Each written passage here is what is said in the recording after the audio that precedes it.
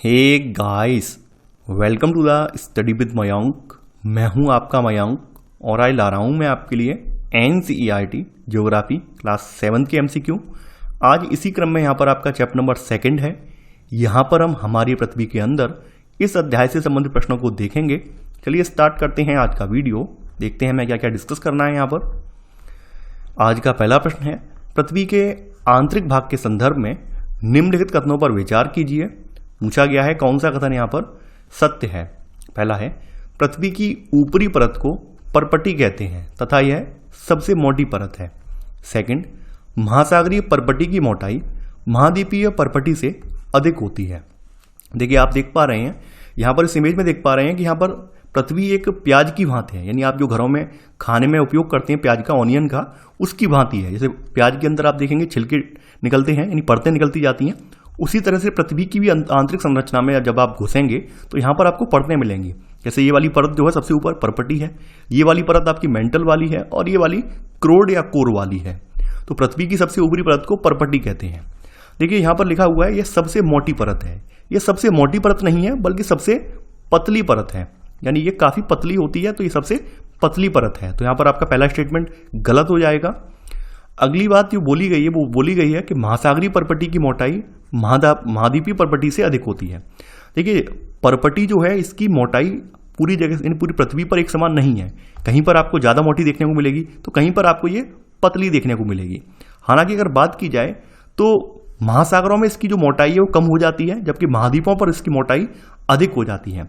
तो यहाँ पर उल्टा लिखा हुआ है, यानी कि यहाँ पर लिखा हुआ है कि भाई महासागरीय परपटी की मोटाई जो है वो महाद्वीपीय परपटी से अधिक होती है। नहीं, महासागरीय की कम होती है और जो महाद्वीप हैं उनकी ज्यादा होती है। महाद्वीपों पर ये मोटाई 35 किलोमीटर तक देखने को मिलेगी और वहीं आपको महासागरों में ये 5 किलोमीटर तक इसकी मोटाई देखने को मिलेगी। तो यहाँ पर आपका सेकंड वाला स्टेटमेंट भी गलत हो जाएगा। यहाँ पर पूछा गया है कौन सा कथन आपका सत्य है, तो ना तो पहला सत्य है और ना ही दूसरा। तो आंसर है आपका पहले का डी। दूसरा प्रश्न है अब आपका, पृथ्वी की परपटी के संदर्भ में निम्नलिखित कथनों पर विचार कीजिए। पूछा गया है कौन सा कथन यहाँ पर असत्य है। पहला है, परपटी की महाद्वीपीय संहति मुख्य रूप से सिलिका एवं मैग्नीशियम की बनी है, इसलिए इसे सिमय कहा जाता है। सेकंड है, परपटी की महासागर की परपटी मुख्यतः सिलिका एवं एल्यूमिना जैसे खनिजों से बनी है, इसलिए इसे Cl कहा जाता है। देखिए बात की जाए पृथ्वी की परपटी की तो यहाँ पर आपको दो संहतियां देखने को मिलेंगी, एक महाद्वीपीय संहति है और दूसरी महासागरीय संहति है। तो महाद्वीपीय संहति जो है वो मुख्यतः Cl से बनी है। Cl यानी सिलिका और एल्यूमिना, इन दोनों से खनिजों से मिलकर बनी है, ना कि सिमय से। तो आपका पहला वाला कथन गलत हो जाएगा। वहीं जो महासागरीय परपटी है इसकी रचना जो हुई है वो सिलिका और मैग्नीशियम से हुई है, इसलिए इसे सिमय कहा जाता है। तो यहां पर आपका सेकंड वाला स्टेटमेंट भी गलत हो जाएगा, यानी एक Cl है और दूसरी क्या है, सिमय बोली जाती है। तो यहां पर आप देख पा रहे हैं। अब देखिए इसको याद करने की ट्रिक क्या है।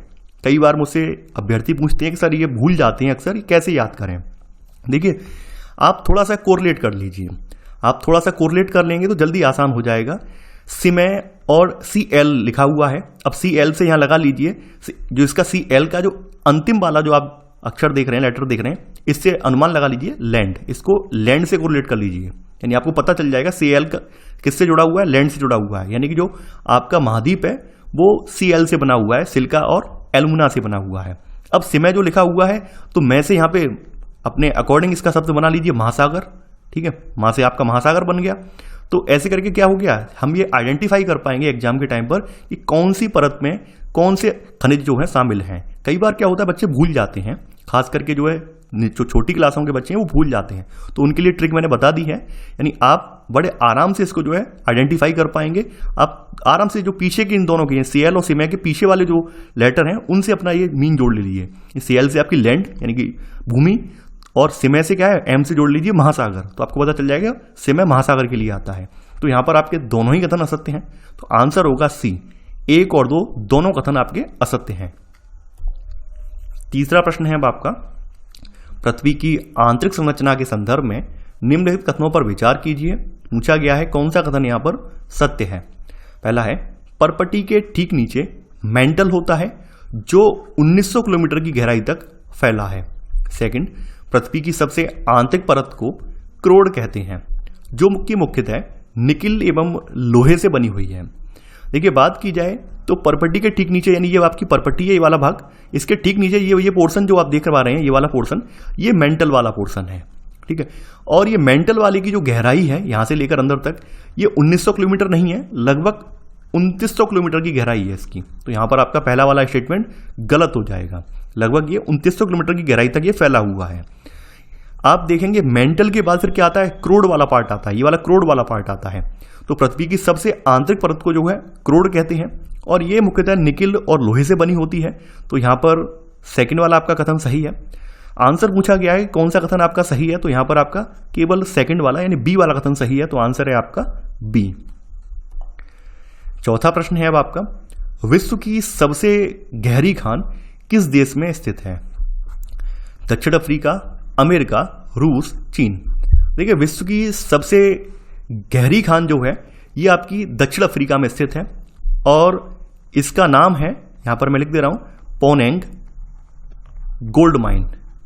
पोनेंग गोल्ड माइन, एम साइलेंट है यहां पर, और ये आपकी क्या है, विश्व की सबसे गहरी खान है, और ये दक्षिण अफ्रीका में स्थित है। चौथे का आंसर है यहां पर ए वाला। पांचवा प्रश्न है अब आपका, पृथ्वी की आंतरिक परतों के आयतन के संदर्भ में निम्नलिखित कथनों पर विचार कीजिए। पूछा गया है कौन सा कथन यहां पर सत्य है। देखिए कई बार ये पूछा जाता है, तो इसलिए आपको याद रखना है। पहला है, पृथ्वी के आयतन का केवल 10% हिस्सा ही परपटी है, यानी ये बताया गया कि ये वाला जो हिस्सा है ये 10% है। सेकंड, 84% मेंटल है, यानी ये वाला हिस्सा की बात कर रहे हैं, ये कह रहे हैं ये 84% है। और 15% हिस्सा जो क्रोड है, यानी ये वाले हिस्से की बात कर रहे हैं, ये कह रहे हैं ये 15% ये वाला है, ठीक है। अगला है, पृथ्वी की त्रिज्या जो है 6371 किलोमीटर है। देखिए यहां पर अगर बात की जाए, जैसा कि हमने पहले प्रश्न में देखा था, पृथ्वी की सबसे पतली परत कौन सी है, इसकी परपटी है। और अगर आप इन सबको जोड़ देंगे, यानी 84, 15, 10, तो देखेंगे ये गलत निकल कर आ रहा है भाई। 84, 15 के बाद 99 हो जाएगा और फिर 1 बचेगा। तो यानी परपटी की जो मोटाई है वो 10% नहीं है, बल्कि कितनी है, 1% मोटाई है। तो यहां पर आपका 10% की वजह से ये स्टेटमेंट गलत हो जाएगा कि पृथ्वी के आयतन का केवल 1% हिस्सा ही परपटी है। वहीं 84% भाग क्या है, ये मेंटल है। ये वाला बिल्कुल कथन सही है, पृथ्वी का 84% भाग मेंटल में है। इसके अलावा 15% हिस्सा इसका क्या है, आयतन का, इसका क्रोड में है। तो यहां पर आपका सेकंड वाला भी सही है। पृथ्वी की त्रिज्या जो है 6371 किलोमीटर है। देखिए अब मैं यहां पर आपको एक कॉम्प्लेक्शन है वो बता दे रहा हूं। आपकी जो एनसीईआरटी की क्लास 7 की जो बुक है उसमें ये 6371 दी हुई है, लेकिन आप जब 11th 12th की जो आप एनसीईआरटी उठाकर देखेंगे, यानी 11th 12th की जो ज्योग्राफी एनसीईआरटी ज्योग्राफी उठाकर देखेंगे, वहां पर 6378 बताई हुई है, 6378 किलोमीटर बताई हुई है। यहां तक कि आपकी जो दृष्टि पब्लिकेशन की जो किताबें हैं उनमें भी यही लिखा हुआ है। तो ये दोनों चीजें मैं आपको यहां पे बता दे रहा हूं। यहां पर मैं अपनी तरफ से अपडेट इसलिए नहीं दे रहा हूं क्योंकि मैंने लेटेस्ट जो आपकी किताब है 2020-21 की सेशन की किताब है एनसीईआरटी वाली, उसमें भी कोई परिवर्तन नहीं है, उसमें भी 6371 ही लिखा हुआ है। लेकिन मैंने यहाँ पर आपको बता दिया है। मान लीजिए आपने 11th 12th की किताब पढ़ ली है, क्लास 7 की पहली बार पढ़ रहे हैं, तो हो सकता है आपको कंफ्यूजन हो। तो इस वजह से मैं यहाँ क्लियर कर दे रहा हूँ कि यहाँ पर 6371 बताया गया है, उसके अकॉर्डिंग ये सही है। तो यहाँ पर पूछा गया है कौन सा कथन आपका सत्य है, तो यहाँ पर 5 में का बी वाला कथन सत्य है। तो आंसर है बी, केवल 2 और 3। छठवां प्रश्न है अब आपका, पृथ्वी पर पाए जाने वाले शैलों के संदर्भ में निम्नलिखित कथनों पर विचार कीजिए। पूछा गया है कौन सा कथन यहां पर सत्य है। पहला है, पृथ्वी की परपटी बनाने वाले खनिज पदार्थ के किसी भी प्राकृतिक पिंड को शैल कहते हैं। सेकंड, पृथ्वी की परपटी एक ही प्रकार के शैलों से बनी है। थर्ड है आपका, शैल 3 प्रकार की होती हैं, आग्नेय, इग्नियस सेल, अवसादी यानी सेडिमेंट्री सेल, कायांतरित यानी मेटामॉर्फिक सेल। देखिए यहां पर बात की जाए, जो पृथ्वी की परपटी है ये अनेक प्रकार के सेलों से मिलकर बनी है, और पृथ्वी की परपटी बनाने वाले खनिज पदार्थ के किसी भी प्राकृतिक पिंड को क्या कहते हैं हम लोग, शैल कहते हैं। तो यहां पर पहला वाला स्टेटमेंट आपका बिल्कुल सही है। अब देखिए सेकंड वाले स्टेटमेंट में कहा गया है कि पृथ्वी की परपटी जो है वो एक ही प्रकार के सेलों से बनी है। नहीं, पृथ्वी की परपटी में तमाम तरह के सेल पाए जाते हैं, एक प्रकार के नहीं पाए जाते हैं, यानी कि ये अनेक प्रकार के सेलों से मिलकर बनी है। इस वजह से यहां पर आपका सेकंड वाला स्टेटमेंट गलत हो जाएगा। आपके अमूमन सेल जो है वो 3 प्रकार के होते हैं, फिर इनके भी, इन प्रकारों के भी और प्रकार होते हैं। तो 3 मूल प्रकार जो है आपके वो है आग्नेय, अवसादी और कायांतरित। तो यहां पर आपका तीसरा वाला स्टेटमेंट सही है। तो यहां पर पूछा गया है कौन सा कथन आपका सत्य है। यहां पर आपका केवल पहला और तीसरा कथन सत्य है। तो यहां पर आपका छठवें का आंसर है आपका सी। सातवां प्रश्न है अब आपका, पृथ्वी के कुल आयतन में सबसे अधिक हिस्सा किस परत का है? क्रूड, परपटी, मेंटल या तीनों परतों का आयतन बराबर है। जैसा कि अभी मैंने बताया था, आपकी जो परपटी है ये कितना है, इसका 1% है, आपके मेंटल का 84% है, और जो क्रोड वाला पार्ट है इसका 15% है, यानी 15% है। तो यहाँ सबसे ज्यादा हिस्सा किसका है? यहाँ पर आपका सबसे ज्यादा हिस्सा जो है वो आपका मेंटल का है। तो यहाँ पर आपका सही आंसर है 7 का सी वाला। आठवां प्रश्न है अब आपका, निम्न में से किस सेल को प्राथमिक सेल कहा जाता है? आग्नेय सेल, अवसादी सेल, कायांतरित सेल, उपरोक्त सभी। देखिए सबसे पहले जो आपके सेल बनता है वो बनता है आग्नेय सेल। जैसा कि नाम में ही आग्नेय लगा हुआ है, इसका मतलब क्या है, ये जो आपका मैग्मा होता है मैग्मा से तैयार होता है और ये सबसे पहले इसका निर्माण होता है, तो इसकी वजह से इसका नाम प्राथमिक सेल भी इसको कहा जाता है। तो यहां पर सही आंसर है आपका 8वें का ए वाला। 9वां प्रश्न है, जब द्रवित मैग्मा ठंडा होकर ठोस हो जाता है तब इस प्रकार बने सेल को क्या कहते हैं? कायांतरित सेल, आग्नेय सेल, अवसादी सेल, जीवाश्म युक्त सेल। देखिए अभी मैंने आपको बताया था, जब द्रवित मैग्मा ठंडा होकर ठोस हो जाता है तो इस प्रकार बने सेल को आग्नेय सेल कहते हैं और इन्हें प्राथमिक सेल भी कहते हैं, क्योंकि सेल निर्माण की प्रक्रिया में ये प्रथम है। तो यहां पर आपका सही आंसर है 9वें का बी। आग्नेय सेल भी दो प्रकार के होते हैं, अंतर्भेदी सेल और बहिर्भेदी सेल, यानी कि पृथ्वी के अंदर बनने वाले और पृथ्वी के बाहर बनने वाले। तो यहां पर 9वें का सही आंसर है आपका बी वाला। 10वां प्रश्न है अब आपका, आग्नेय सेलों के संदर्भ में निम्नलिखित कथनों पर विचार कीजिए। पूछा गया है कौन सा कथन यहां पर असत्य है, यानी गलत कौन सा है। पहला है, जब द्रवित लावा पृथ्वी की सतह पर आकर तेजी से ठंडा हो जाता है तब इस प्रकार बहिर्भेदी आग्नेय सेल का निर्माण होता है। सेकंड है यहां पर, जब द्रवित मैग्मा भूपर्पटी के अंदर गहराई में ठंडा हो जाता है तब अंतर्भेदी जो आपके ये सेल हैं, आग्नेय सेल हैं, इसका निर्माण होता है। तो यहां पर आपका पहला वाला कथन बिल्कुल सही है कि जो आपका लावा या मैग्मा जिसको बोलते हैं, तो जो ये पृथ्वी की सतह पर आ जाता है और बाहर आकर ठंडा हो जाता है, यानी बाहर आकर जम जाता है, तो इस प्रकार आप देखेंगे यहां पर ये सेल तैयार होते हैं। अब आप देखेंगे ये जो सेल हैं बाहर आकर बनने वाले सेल, इनको बेसाल्ट भी कहते हैं, बेसाल्ट चट्टाने भी कहते हैं। आपका जो दक्कन का पठार है, आपका दक्कन का पठार जो कि लावा से बना हुआ है, तो वो बेसाल्ट चट्टाने हैं, यानी वो आग्नेय सेलों से निर्मित चट्टानों से बना हुआ पठार है। तो यहां पर पहला वाला कथन बिल्कुल सही है। सेकंड है, जब द्रवित मैग्मा भूपर्पटी के अंदर गहराई में ठंडा हो जाता है तब अंतर्भेदी आग्नेय सेल का निर्माण होता है। देखिए ये बिल्कुल सही है, जब द्रवित मैग्मा जो है भूपर्पटी के अंदर दरारों में ठंडा होकर वहीं जम जाता है तो आपके अंतर्भेदी आग्नेय सेल बनते हैं और इस तरह के सेलों में आपका जो आ जाता है वो आ जाता है, यहां पर आप देखेंगे यहां पर आपका ग्रेनाइट इसमें आ जाता है। ग्रेनाइट इसी प्रकार का सेल है, यानी कि अंतर्भेदी आग्नेय सेल है। तो यहां पर चूंकि दोनों ही कथन सही हैं, पूछा गया है कौन सा कथन असत्य है, तो ना तो पहला असत्य है और ना ही दूसरा असत्य है। 11वां प्रश्न है अब आपका, नीचे दिए कथनों पर विचार कीजिए। पूछा गया है कौन सा कथन यहां पर सत्य है। पहला है, बहिर्भेदी आग्नेय सेल की संरचना महीन दानों वाली होती है।